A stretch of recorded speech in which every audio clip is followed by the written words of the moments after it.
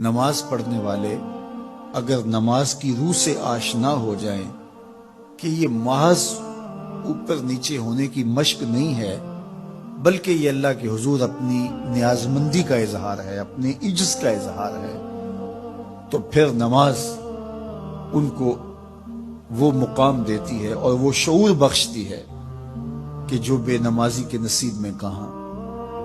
انسان کے اشرف اعضاء اس کے سر میں ہے، بولنے کی قوت زبان سر میں، دیکھنے کی قوت آنکھیں سر میں، سننے کی قوت کان سر میں، سوچنے کی قوت دماغ سر میں، سونگھنے کی قوت ناک سر میں، اور یہ سر مالک کے در پہ۔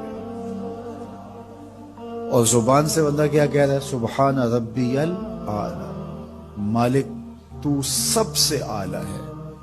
اور اپنا رویہ اور عمل کیا ہے کہ اپنی ناک بھی خاک پہ رکھی ہے، پیشانی بھی خاک پہ رکھی ہے، اور باقی اعضاء بھی خاک پہ ہیں۔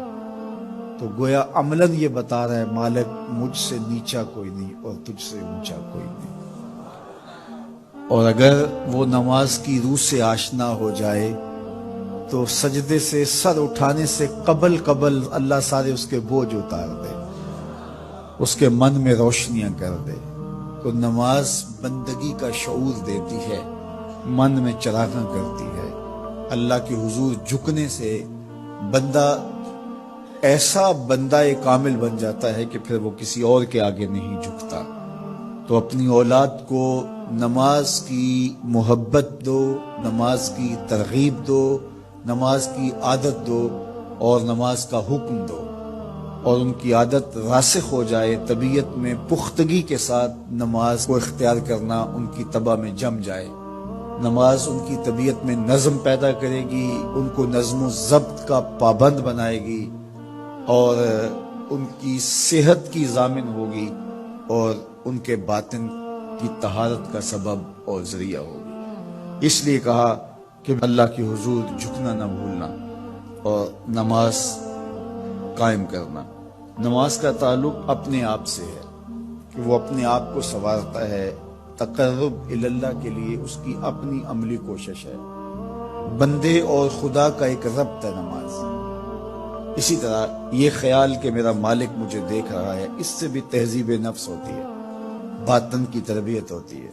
انسان ایک حصار میں آ جاتا ہے، ایک پہرے میں آ جاتا ہے کہ میرا اللہ مجھے دیکھ رہا ہے، اور پھر وہ قدم پھونک پھونک کے رکھتا ہے۔ وہ اچانک لوگ بیٹھے ہوئے ہونا، تو آج کل یہ سوشل میڈیا کا زمانہ ہے، تو کوئی کیمرہ سیدھا کر لے تو ایک دم مرتب ہو جاتے ہیں، اس لیے کہ اب ہماری تصویر آنے والی ہے۔ یا کوئی کسی کو کہے کہ جناب آپ لائیو جا رہے ہیں، تو وہ بالکل اپنی حرکات سکنات منظم کر لیتے ہیں، کپڑے سیدھے کرنے لگ جاتے ہیں، اس لیے کہ ہم لائیو جا رہے ہیں۔ وہ لائیو چاہے 5 آدمی دیکھ رہے ہوں، چاہے 10 آدمی دیکھ رہے ہوں، لیکن پھر بھی چونکہ ہم لائیو جا رہے ہیں تو اپنی حرکات سکنات مرتب کر لیں گے، منظم ہو جائیں گے۔ اور جب یہ یقین ہو کہ میرا اللہ مجھے دیکھ رہا ہے، یہ ساری حرکتیں وہاں لائیو جا رہی ہیں، تو پھر دل میں برا خیال بھی آنے لگے گا تو اس کو روکیں گے کہ میرا اللہ تو دیکھ رہا ہے۔ پھر بولی بھی مرتب ہو جائے گی، پھر رویے بھی مرتب ہو جائیں گے، طرز معاشرت بھی منظم ہو جائے گا، آنکھیں بھی نہیں بھٹکیں گی، خیال بھی نہیں بہکیں گے، سوچیں بھی آوارہ نہیں ہوں، چاہے آپ بند کمرے میں کیوں نہ ہو، پھر بھی منظم رہیں گے، اس لیے کہ میرا اللہ مجھے دیکھ رہا ہے۔ تو یہ یقین زندگی کو منظم کرتا ہے۔ تو اس کا تعلق بھی انسان کی ذات سے تھا۔ نماز سے بھی تہذیب نفس ہے، اللہ سے تقرب حاصل ہوتا ہے۔ اب کہا تو خود غرض نہ بننا کہ اپنے آپ کو سنوار لیا اور کافی ہے، نہیں، لوگوں کو بھی نیکی کا حکم ہے۔ وَأْمُرْ بِالْمَعْرُوفِ وَانْهَ عَنِ الْمُنْکَرِ